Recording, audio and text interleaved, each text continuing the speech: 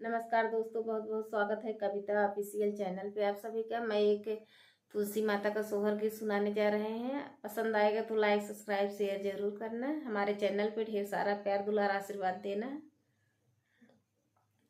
कार्तिक के भोरे नहाने तुलसी नहवाए हो, तुलसी हिरी फिरी दिया न जलाए मांगन पूछू मांगे हो, तुलसी हिरी फिरी दिया न जलाए मांगन पूछू मांगे हो।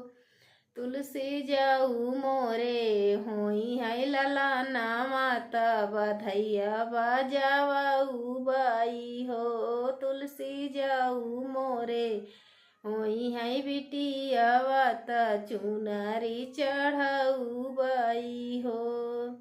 आठई महीनामा के पूजत नामा एक लागत हो, बहनी हो बिहान लोरी गाँव तला ना जानम भाई हो, सखिया हो बिहान लोरी गाँव तला ना जानम भाई हो।